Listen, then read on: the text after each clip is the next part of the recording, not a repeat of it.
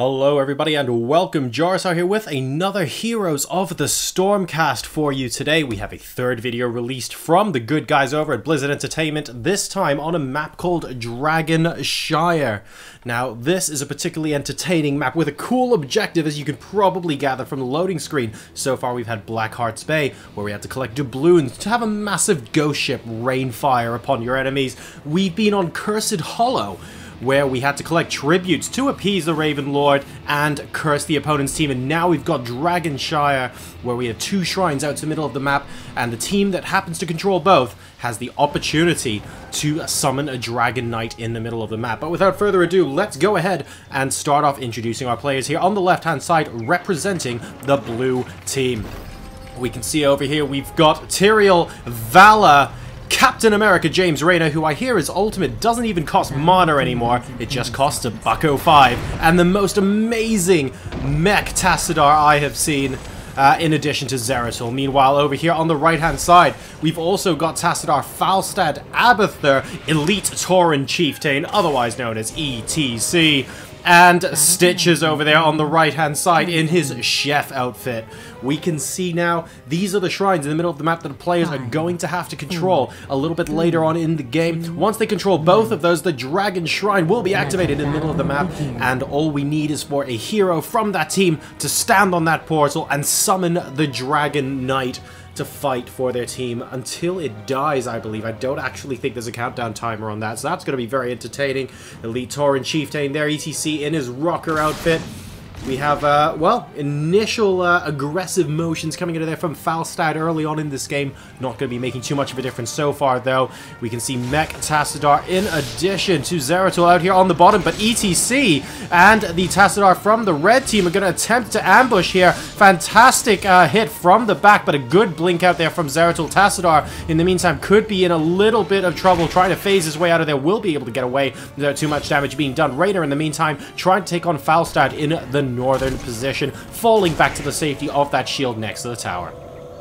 We have Tyrael now protecting Vala as Stitches tries to come in for a little bit of aggression. ETC, in the meantime, currently being shielded, still trying to fight against the Protoss pairing of Zeratul and Tassadar here. We're going in for yet another bit of aggression. Both, of course, both of the Tassadars here playing that support role. We got Zeratul in the Assassin class, Elite Tauren Chieftain, being just a little bit more beefy than his opponent at this stage in the game. You can see that infested logo on top of Stitches there means that Abathur is infesting it at the moment, effectively channeling himself into Stitches, giving him extra abilities as well. And look at how much damage that was. Mistake to go in there as Vala bites the dust early on in the game. Tyrael is going to have to make a dash for it at the other end as well. Rayner, in the meantime, is trying his best to get Falstad to move away. It looks like he's able to do that for now, but Falstad fighting back with a good amount of damage. Now red team actually control both shrines, so it's going to be a fight now to see if they can get the Dragon Shrine out in the middle of the map. And Abathur is actually out in the middle of nowhere. He's trying to summon the Dragon Knight. He has to be so careful because as that big support hero, he's just very squishy, and most heroes, even if in a massively damaged state, will be able to kill him off, but he just about gets away with it. And it looks like Tassadar is going to go down there. Look at what the ridiculous power that this Dragon Knight is bringing, the amount of damage that it's bringing to bear on those towers right now. The shield already gone. There goes the entrance, and the first tower is about to collapse. He's trying to take on Rayner. Very low health there, but he gets punted into next week, ladies and gentlemen. Fantastic ability there, in addition to the cone flame coming out of the Dragon Knight there. And Tassadar also getting drop kicked. 9 points out of 10 for the dismount on that one as the Dragon Knight continues to hammer away at this fort. It's getting a little bit low though, and he has to be a bit careful. He's trying to run away. Ooh, good charge out. Successfully managed to dodge most of that damage. But here comes Mech Tassadar from the back, successfully killing it off. And now Abathur is out in the open. He's down to 50% health, and look how quickly his health drops down. His teammates are desperately trying to protect him, but Zeratul gets in there with a killing blow. The rest of these heroes, though, are very low on health right now. Rayner in a bit of trouble. Tassadar and Zeratul both very low. Will Elite Tauren Chieftain be able to go? No, he will not. Trying to get in there with the Time Warp is Tassadar, but unsuccessful so far. Here comes Val to try and defend, and Falstad is actually getting very low here as well. All of the red heroes do successfully make it back onto their side of the map. So that was a taste of what Dragon Shire has to offer, ladies and gentlemen. That Dragon Knight, incredibly powerful, but you do have to be careful because when the Dragon Knight dies, of course, the hero within it comes back to bear. And Abathur, in that case, felt the pain on that occasion. We've got blue team now going for a couple of mercenaries out here in the middle of the map, beating them to submission, at which point they will fight for your cause, by the way. So there are going to be a couple of Siege Ogres popping up here momentarily. ETC and Falstad are looking to attempt to disrupt this. Doesn't look like they're going to be able to do so at the moment. And initial bits of damage suggest that they're not going to be able to do that. But we have got Abathur channeling himself into Elite Tauren Chieftain now. Another Time Warp going down as well, trying to slow down those heroes from Tassadar. Is it going to be enough, though? ETC actually getting quite low, considering he's at half health after Abathur channels him as well, is something you don't see every day. So we could end up seeing a bit of a team fight very shortly. Tassadar coming in for support, and the Shrines are going to be coming back online very shortly as well, but ETC is going to have to make a run for it. The Siege Ogres, in the meantime, are actually doing quite a bit of damage to Red Team. So they need to come back and defend against that to ensure their forts don't go down. That's exactly what Falstad is doing right now. And here come the teams trying to move forward, capturing the Shrines when they're going to be available again. Obviously, blue team wants to be able to equalize that scoreboard and get their own Dragonite out on the field as well. In the meantime, we can see up in the top lane there a little bit of a ham-fisted approach, shall we say, from Stitches as he continues to do a good amount of damage in the top. Bear in mind, his presence in the top lane also means that the red team are getting the experience up there as well, which is very important. No gold, of course, no items in Heroes of the Storm, all very experience-based, and all experience is shared. So as long as you have a hero in each lane, you'll be getting the maximum amount of experience that you can possibly get. So presence and map control, incredibly important. Sick hook coming out of there from Stitches, and Zeratul feeling the brunt of that. Valor coming in to support. Stitches now, he's being infested by Abathur as well. He clearly wants to move forward and try and take these kills off. Unable to do so at this moment, though. Stitches going to actually defend the Shrine because blue team currently has control of both of them. They're fighting over control of this in the center of the map right now to prevent the blue team from getting that Dragon Knight, but Stitches successfully retakes the Shrine at the bottom, and all of a sudden the tables are turned. Red team simultaneously taking both Shrines in the north and southern position of the map, but this time it's blue team in the center with Raynor and Tyrael that are going to be able to provide the cover needed to prevent ETC from trying to take that away. ETC actually dashing away. They're unable to take the fight 2-on-1, and from the back we've got Tassadar coming in as well. Needs to be just a little bit careful.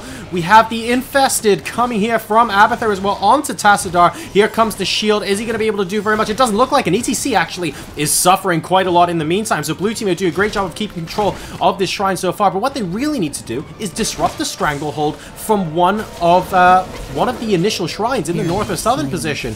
Eventually, if red team get control of the middle here, that could end up being bad for him as well, and Raynor's actually forced to retreat right now. Tassadar very close to getting that Dragon Knight, and he does manage to get it for a second time, so that might have been a big blunder from the blue team. Twice in a row now, red are going to be able to have this early game advantage. Excellent leap there from Falstad. Is he going to be able to kill Raynor? Yes, they do successfully take that out. Now the Dragon Knight, formerly known as Tassadar, is going to be moving forward in the bottom position right now. We can see this fort getting dangerously low.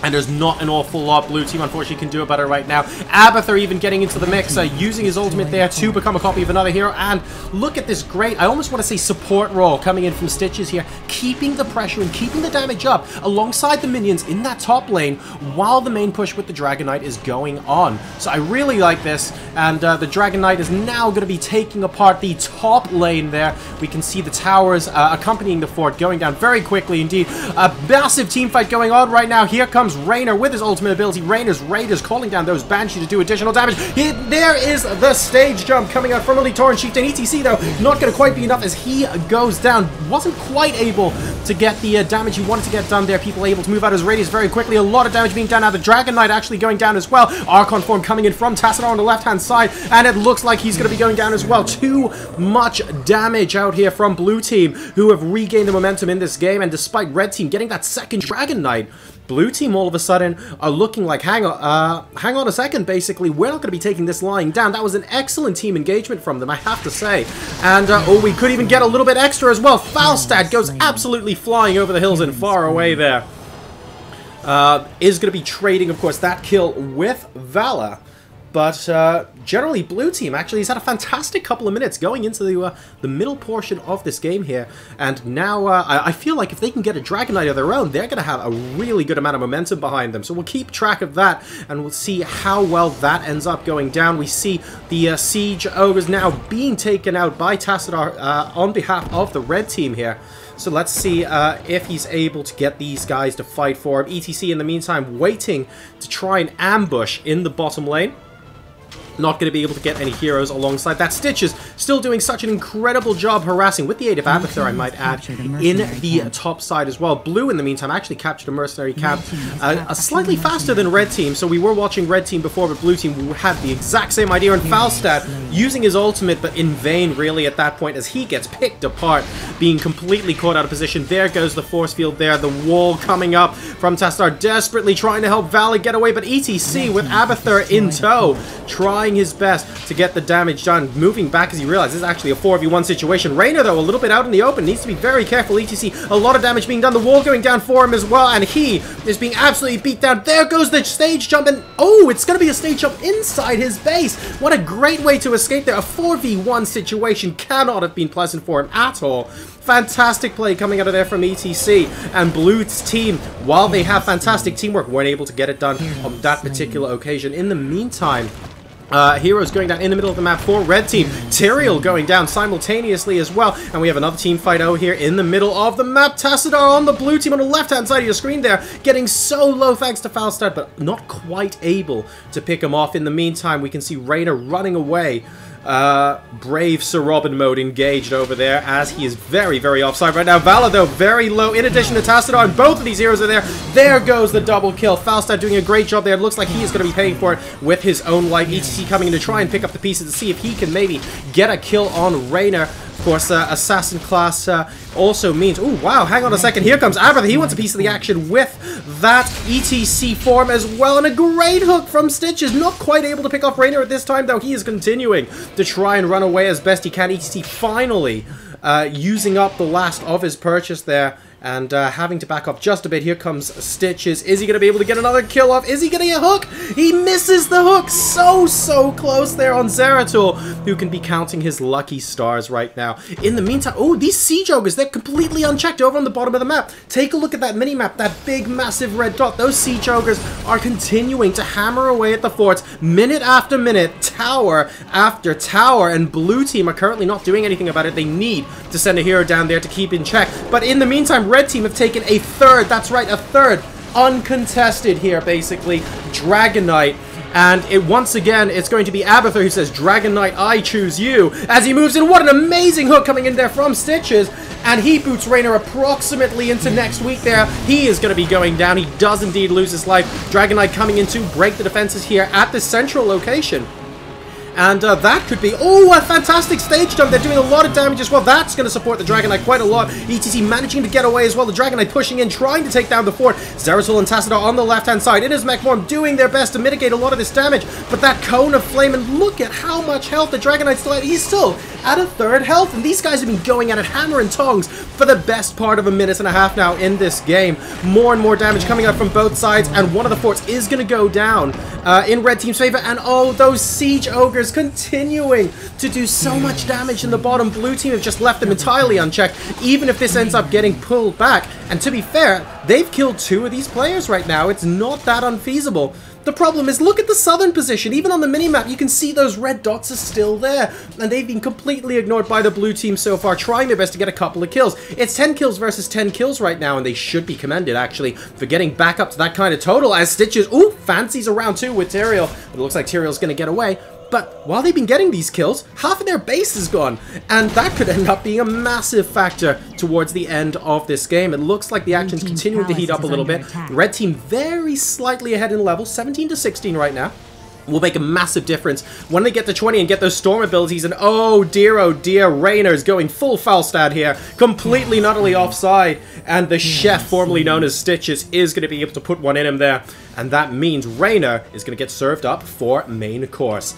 In the meantime, if we take a look at the creep situation, there really isn't a lot of defense left for Blue Team here. Just that gate over in the top side, and they have to regroup and try and push forward, maybe do a little bit of damage to one of these bases. Basically, these lanes are untouched from Red Team so far. Bottom, middle, top, all look pretty good. And let's not forget, of course, the presence of the Dragon Shrine in the middle of the map. So Blue Team might be able to sneak one of those in and try and regain some sort of momentum. But we have been saying that for quite a while now. They need to make this more of a reality. Red Team with a couple more Siege Ogres now, capturing the Siege camp at the blue side of the map as well. So they're going to have two sets of siege ogres pummeling away at this bottom position.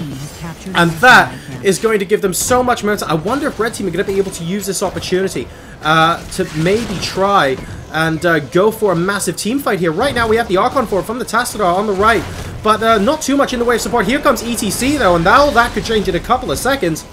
Banshee's coming in, the Raiders popping by as well, but it's not quite enough to do the damage you wanted to do right now. But oh, and the, yep, we have got the Dragon Shrine activated once more, so this could be an opportunity for blue team. They're pushing forward, and they will be able to grab the Shrine in the bottom half of the map. They need to send someone over to the top to see if they can ninja that one out of nowhere, though, because blue team right now have no presence in the top half of the map. Absolutely none. So red team just comfortably hold that top map position. Ooh, a little bit of a missed hook there from Stitches. He's trying to get at Raynor, knows that he's a little bit squishy, especially when up close and personal, unable to do so. And now red team looking like they might actually retake the Shrine on the bottom. And if they do, they've already got the one on the top. They can't possibly get another Dragon Knight.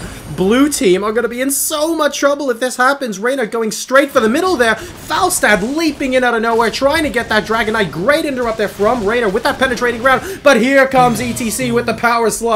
And I think this is not going to be good for him at all. Great interrupt. Ooh, an excellent freeze there coming out of Zeratul. But where's the support? Here comes Tyrael now. We have got some support for blue team. ETC trying to hold him off basically on his lonesome. It looks like Dragon Knight's not going to be taken for now. Vala coming in as well, trying to stop this. Abathur on ETC is just such a dangerous combination. But here comes the rest of red team. And Falstad looking like he might be taking the Dragon Knight. He's uncontested this time.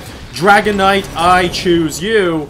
And this could spell disaster for the blue team. They have weathered the storm, but the momentum is seriously swung out of their favor now. It's 14 kills to 10. Red team capturing the last 4 kills, and now they have their 4th Dragon Knight in a row.